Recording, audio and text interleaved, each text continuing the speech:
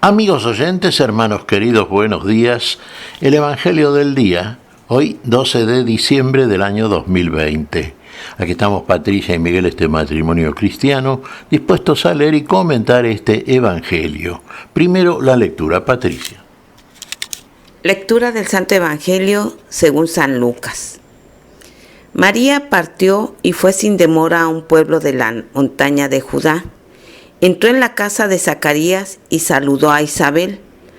Apenas ésta oyó el saludo de María, el niño saltó de alegría en su vientre, e Isabel, llena del Espíritu Santo, exclamó: Tú eres bendita entre todas las mujeres, y bendito es el fruto de tu vientre. ¿Quién soy yo para que la madre de mi Señor venga a visitarme? Apenas oí tu saludo, el niño saltó de alegría en mi vientre. Feliz de ti por haber creído que se cumpliría lo que te fue anunciado de parte del Señor. María dijo entonces: Mi alma canta la grandeza del Señor, y mi espíritu se estremece de gozo en Dios mi Salvador, porque Él miró con bondad la pequeñez de su servidora. En adelante, todas las generaciones me llamarán feliz. Palabra del Señor. Gloria a ti, Señor Jesús.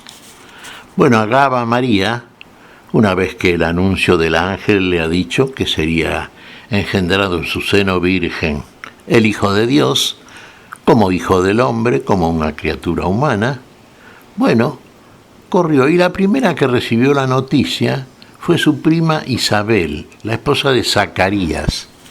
Recordemos que Zacarías era sacerdote en el régimen mosaico y hacía su servicio en el templo de Jerusalén, conforme a la ley de Moisés. Ahí fue cuando se le apareció el ángel y le reveló que Isabel, su mujer anciana, iba a tener un hijo. Ese hijo fue Juan el Bautista. Juan el Bautista, cuya figura centralísima en este tiempo de Adviento estamos recordando en esta figura y en esta semana. Juan el Bautista, el precursor de nuestro Señor Jesucristo. Y aquí vamos a ver este precursorado de una manera que nos va a sorprender. Fíjese, la Virgen María. María fue a un pueblo de las montañas de Judá a ver a su prima Isabel, a la casa de Zacarías. Ahora, apenas ingresa en la casa, Isabel la saluda de una manera, bueno, fíjense las palabras de Isabel. La revelación que tiene Isabel y la demostración en sí propia realmente de que esta demostración va mucho más allá de lo que humanamente hablando podemos muchas veces entender. Mire lo que le dice a María: ¿Quién soy yo para que la madre de mi Señor venga a mí? Apenas oí tu saludo, le dice a María, el niño saltó de gozo en mi vientre. El niño en el útero de Isabel. ¿Quién saltó de gozo? El hijo, Juan, el que sería Juan el Bautista. Pero ¿cómo? Si tenía 6 meses de embarazo Isabel.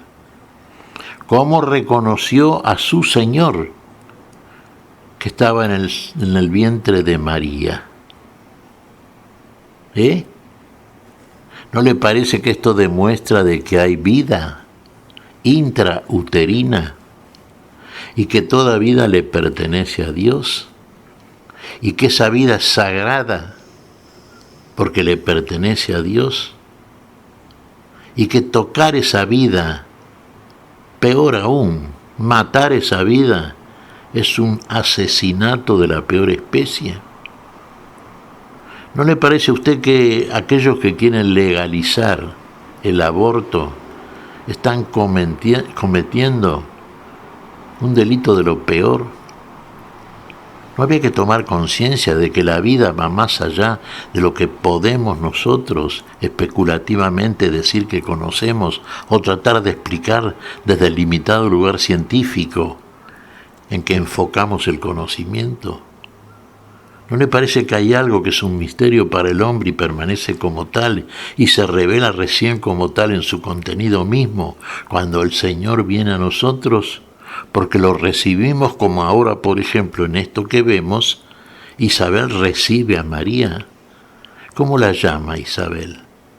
La madre de mi Señor. ¿Cómo reconoce a su Señor?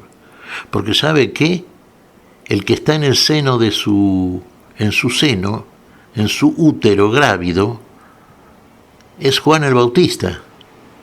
Y siendo de 6 meses reconoce a su Señor, que apenas, seguramente desde el punto de vista científico diríamos es un óvulo, unido a un espermatozoide, pero tampoco un espermatozoide, es un misterio, es el misterio de la vida, es el misterio anterior e interior, ese misterio que tenemos que respetar porque no lo conocemos. Y si nos hacemos nosotros cargo de esa vida para abortarla, de ese ser que está siendo engendrado y va a ser en este caso concreto de Jesús el Salvador de la humanidad, bueno, si queremos cortar ese desarrollo, estamos cometiendo el peor de los asesinatos. Asesinar a un ser totalmente indefenso. Tengamos esto en cuenta y tengamos en cuenta en esta celebración del día de hoy la Virgen de Guadalupe, una advocación mexicana hacia María Virgen, ¿no es cierto?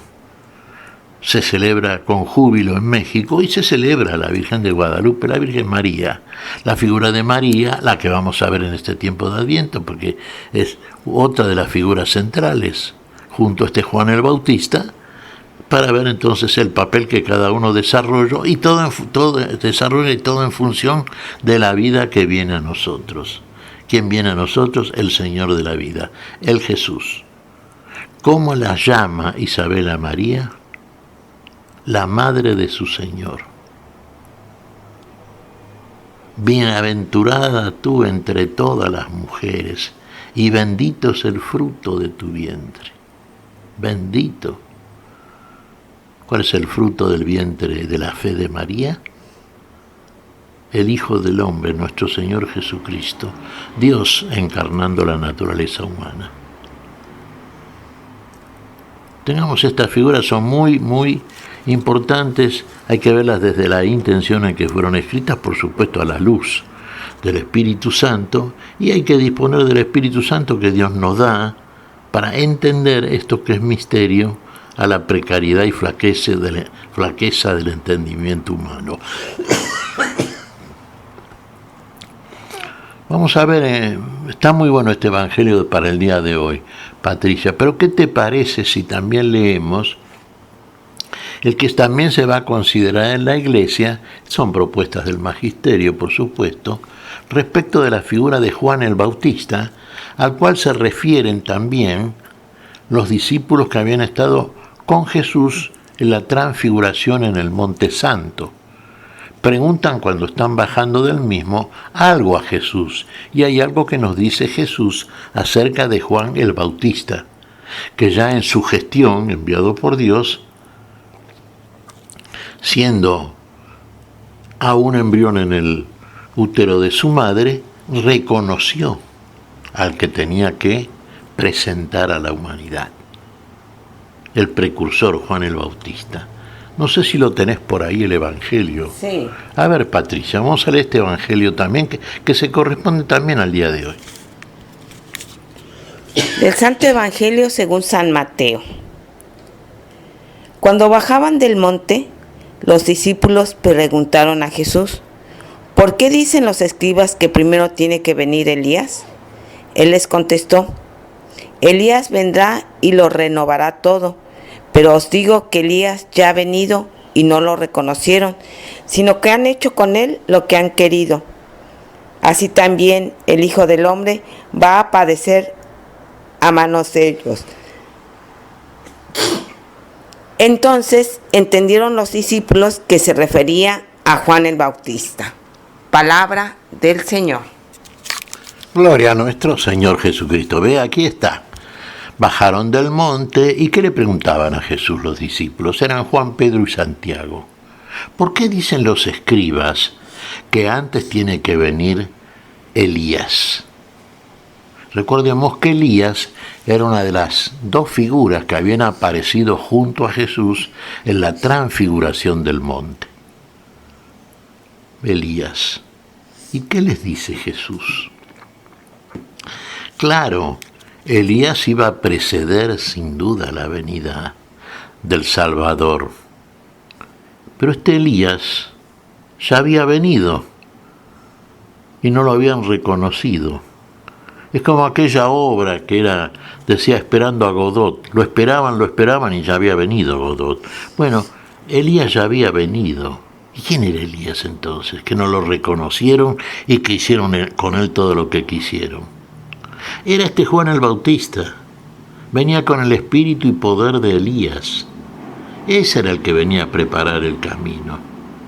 El que venía a preparar el camino porque detrás venía aquel que iba a ser la salvación de todos. Vendría aquel que era mucho mayor que él, que Juan el Bautista. Y recordemos que Juan el Bautista, sí, vino y bautizaba en el Jordán para arrepentimiento y conversión, pero aquel que iba a hacer la obra y la totalidad de la misma y finalmente la vida que no teníamos, era el Mesías, el que estaba ahí ya, que se había mostrado transfigurado en este punto de tiempo, en este evangelio que pertenece a Mateo, ¿no es cierto? Y que había mostrado su gloria futura, pero iba a padecer previamente, como padeció el Señor. ¿Todo eso para qué? Para lograr la redención del hombre en el tiempo y la salvación final en la gloria. Y Juan el Bautista había sido enviado por Dios, un hombre enviado por Dios. Por eso venía con el espíritu y poder de Elías, el Espíritu Santo, impulsado, enviado por Dios. Y tenía que dar testimonio y lo dio. Y murió mártir inclusive, pero testimoniando siempre aquello que declaraba. Recordemos, Juan el Bautista bautizó al Señor también, un episodio que hemos comentado donde muestra por otra parte cómo de pronto Jesús asume en su totalidad al hombre, en su plenitud, para que finalmente el hombre también plenamente fuera participado por la gloria que nos trae aquel que es de la gloria, viene de la gloria y es el Dios de la gloria. Había venido y no lo habían reconocido. Y sí, ¿cuántas veces el Señor viene a nosotros y no lo reconocemos? ¿Cuántas veces, De todas las maneras posibles el Señor manifiesta en nosotros su presencia, su visita. Hay que estar más atentos, ¿no? Es que estamos tan distraídos y muchas veces tan dormidos, tan embarcados por las cosas temporales, por el deseo de tomar y comprar y poseer los objetos materiales, que nos olvidamos de lo que es definitiva y mayormente lo que Dios quiere para nosotros, que son las cosas que tienen que ver con lo celestial, con lo superior, con la vida definitivamente. Dos figuras vemos en estos evangelios, hermanos. María, la madre del Señor. Juan el Bautista, el precursor del Señor. El testimonio de Isabel reconoce a ambos, a la madre de su Señor, entonces a su Señor, porque el hijo que está en su vientre salta de gozo, y esa expresión concreta de Juan el Bautista que está siendo gestado también genera en Isabel el reconocimiento de aquella que viene a saludarla. ¿Qué te parece, Patricia? Pues mira, Miguel, así como tanto la Virgen María como Santa Isabel protegieron la vida, y nosotros también tenemos esa obligación de proteger la vida. En un pasaje de la Biblia decía la Virgen: hagan como Él les diga. Hoy aquí también, imitemos a la Virgen haciendo como el Señor nos dice, proteger y amar la vida. Proteger y amar la vida, así es. Y es nuestra vida, y nos va la vida, y es todo lo que tenemos que hacer. Busquen primero el reino de los cielos y su justicia. Las demás cosas se darán por añadidura, las que se tienen que dar, como las da el Señor. Pero busque el reino de la vida, el reino de los cielos y su justicia. Y tendrá todo lo que tiene que tener en virtud de la operación de aquel que viene y está viniendo y siempre ha de venir a la hora de nuestra necesidad. ¿Qué te parece si agradecemos al Señor? Muy bien, Miguel. Te damos gracias, Padre Celestial, en el nombre santo de nuestro Señor Jesucristo. Te damos gracias, Padre, te pedimos perdón por nuestras faltas. Señor, pedimos tu bendición para este día. Tu espíritu de fe, tu espíritu de amor, tu espíritu, Señor, que en nosotros, al igual que en Juan el Bautista y en María Virgen, hizo todo aquello que había prometido desde el lugar sagrado en que lo hizo y de la forma en que lo hizo como solamente Dios lo hace. Gracias, Señor. ¿Qué te parece si agradecemos al Señor?